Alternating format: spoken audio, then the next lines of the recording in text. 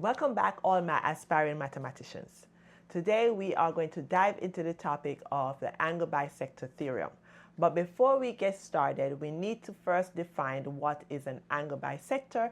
Then we need to define what an angle bisector theorem is. And then we will get into solving some problems that is associated with the angle bisector theorem. An angle bisector is a ray that is inside of an angle, and it is going to cut that angle into half, meaning that the two adjacent angles are going to be congruent.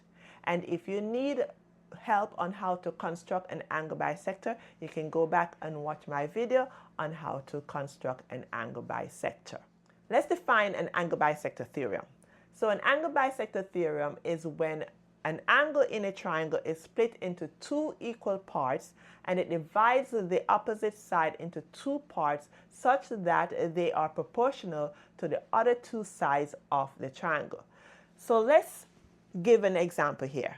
So we have a triangle here, and we have the angle here, and we can label this triangle as triangle A, B, C, and we can also label this as X, Y, and in that case, if I'm labeling this A, B, C, I can say this is A and this is B. Notice I'm using lowercase letters there also. So we have this triangle, and there is an angle bisector, that is the segment here, which is the angle bisector, and we can label that as segment BD, and it is going to cut the angle ABC into two congruent angles. And when it does that, there is going to be a proportion that is taking place between the segments of this triangle. So let's explain the angle bisector theorem. Segment AB is A and segment BC is B. So if we say that segment AB over segment BC, it is going to be proportional to X over Y. And another way to write it, right, is that we can simply also write it as this, where we can simply say that A over B is going to be equal to X over Y. In this case, you have to choose the same segments that is in this part of the triangle that ray bisected that angle. So you cannot choose A over B is equals to Y over X. You have to say A over B, and you come back to the other segment, which is X over Y. If you don't do that, then your proportion will not be correct. Another way of writing the angle bisector theorem using the proportion, you can say the segment AB, and you use the two colons there, to BC is equals to X and go into Y. So that's another way that it can be written. In solving any math problem that is given to you like this, that you have to apply the angle bisector theorem, there are 4 steps that you need to apply. The first step is that you are going to set up a proportion. After you have set up the proportion, you're going to look at the segment that is bisected by the angle bisector, and you're going to take what each one of these is, say X and Y. If they are using a different variable, then you use the variable and you set them equal to the length of that segment. Then you are going to solve for one of the variables. You can either choose to solve for X first, then you can then solve for Y. And then the third step now is to substitute what you have from here back into step number 1, and then you can solve accordingly for one of the variables, and then go back, substitute, and solve for the 4th variable. But in general, there are 4 steps to solving this math problem. So let's get into an example where I can show you how to apply the angle bisector theorem to find the unknown length of a given triangle. So in this example, you are given this triangle, and there is an angle bisector that is taking place here. And this is not drawn to scale, just a disclaimer right there. But in actuality, you would have, if it was drawn to scale, these two angles are going to be congruent because it's an angle bisector.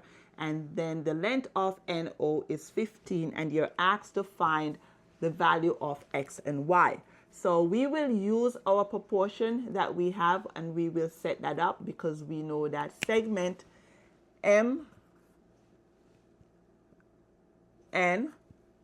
over segment MO, set it equal to segment X over Y. So that is how you set up the proportion. So now we have that MN is going to be 8 over 12, set it equals to X over Y. And because it's set to equals to X over Y, that is the first thing that you have to set up. But you notice that you have two variables there. And so because you have the two variables, you're not going to be able to solve for everything. But this is the first step that you have to do. So this is step number 1. Set up your proportion. So after you've set up your proportion, the next thing that you're going to do is that you are going to write what X and Y is equal to. You need to give the total length for NO. So we are going to say that X plus Y is equals to 15. So what you need to do now, you need to solve for just either X or Y. It's up to you which one you want to choose to solve for, but it doesn't matter which one you solve for. So I will do X, and I will say X is equals to 15 minus Y. So that's step number 2. Step number 3, you're now going to rewrite the proportion which you wrote in step number 1, and you are going to substitute what you have for step number 2, this part, into that proportion to solve accordingly. Number 3 now, I'm going to have 8 over 12 equal to X. We are going to replace it with 15 minus Y over Y. So you must do that. We are going to cross multiply. Must cross multiply. 8Y is equals to 12 times 15 minus Y. And so 8Y equals to 180 minus 12Y, because you're going to use the distributive property there. So just remember that, okay? Then the next thing you're going to do, you're going to combine all like terms. So you're going to bring over this 12Y that you have here over to this side, right? And this is going to cancel. So now you have 20Y is equal to 180. And you're not done, obviously. So we divide both sides by 20. We will end up with Y is equal to 9. And that's for Y. So we solve for Y. Now we need to go back now and solve for X, because the question asks you to find the value of X and Y. So let's get into it. The fourth is to now solve for X. So we can either go back and use this original equation, or we can just use this equation from step number 2. So we rewrite it as X is equals to 15 minus Y. So X is equals to 15 minus the 9 that we got from the other side over there. And so X is equals to 6. So that's what we have for that. Now we can test it. We can now do X plus Y equals 15 from what we have up here. And we plug in X is 6 and Y is 9. And let's go. We don't need to stop here because we need to continue. We need to say now that 6 plus 9 is 15 and it's equals to 15. What is on the right side is going to be equal to what is on the left side and vice versa. And that is correct. All right. And you can go back and try to see if your answer is correct by plugging in your proportion now that you have these numbers, and you can check your work. And the way we check our work is that we are going to now do, and I need a little space, so we now need to do the proportion which we originally had was 8 over 12 is equals to X over Y. And 8 8 over 12 is equal to x is 6 over 9. Okay? And we will continue. 6 times 12 is going to be 72, and 8 times 9 is going to be 72, and that is correct. And that is how you check your work. As you know by now, I never usually just give you one example. Variety is the spice of life. And also, I like to give you examples that has variables in it where you can use algebra to solve to get your answer. Let's get into the second example of how to apply the angle bisector theorem. So this is our next example that I'm going to dive into right now, and I'm going to solve it, okay? So level up, level up, level up. I'm now on another level. I'm no longer dealing with simply just numbers on each of the segment or just a variable. I'm actually dealing with numbers and variables. So I'm dealing with algebraic expressions here, if you notice, all right? And in this scenario, you are not just given the full length and just given variables here. You are actually given the value of each of these segments, or the length of the segment that angle bisector bisected. So this is a little bit different from the first example that I did for you. So let's get right into solving this math problem. So we know that AB to BC, we're going to set that equal to AD to DC. All right? And then we're going to substitute our numbers now. So we have, for the first one, 2x plus 6 over 3x, set it equals to 15 over 9. Once again, do not make the mistake and give me 2x over 3x equals to 9 over 15. No, don't. It must be coming from the same triangle there. Use the numbers that are in the same triangle. Count this as triangle 1, count this as triangle 2. And literally, these are what we call similar triangles also. That's why you have proportionality taking place.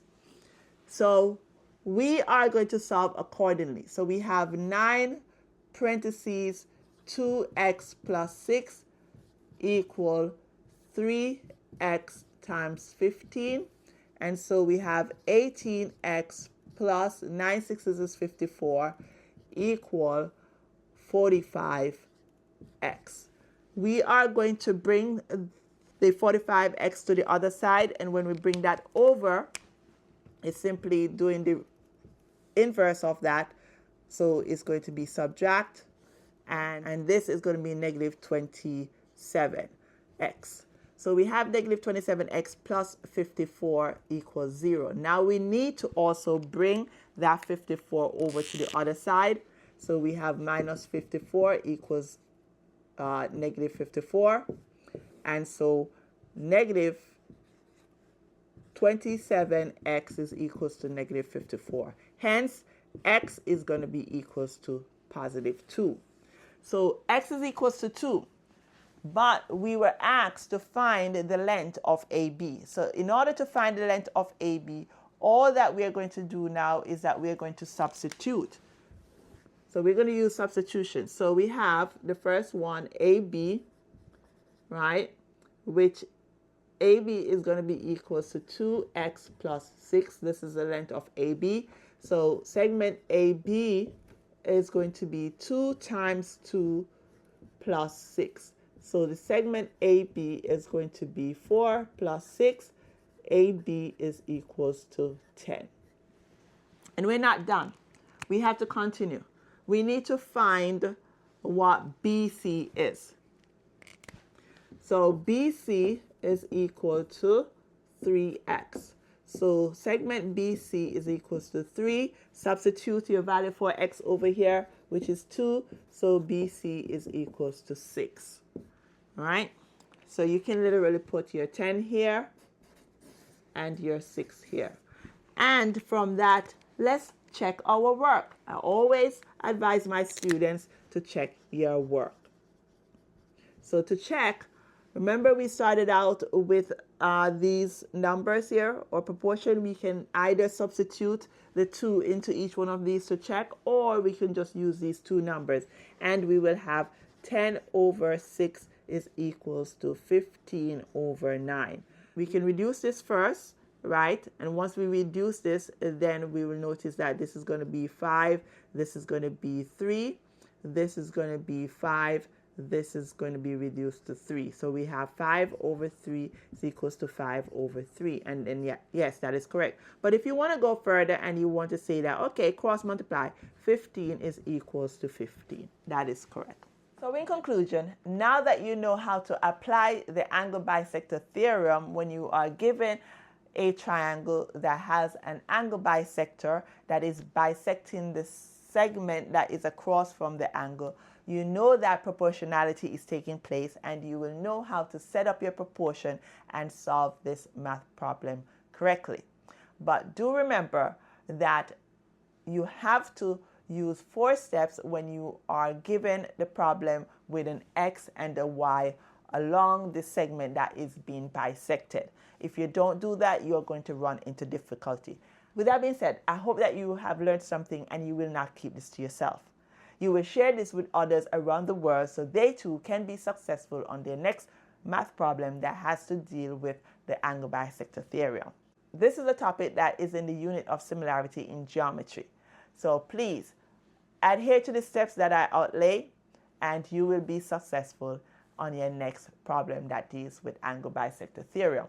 So if you have not yet subscribed to my channel, what are you waiting for? Go ahead and hit that subscribe button. And if you like what you see so far, hey, hit that like button and share it with others around the world so they too can be successful on their next math problem that deals with the angle bisector theorem.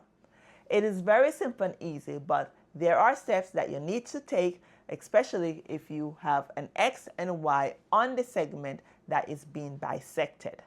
Thank you for watching and see you soon in the next video to come. Bye now. Cheers.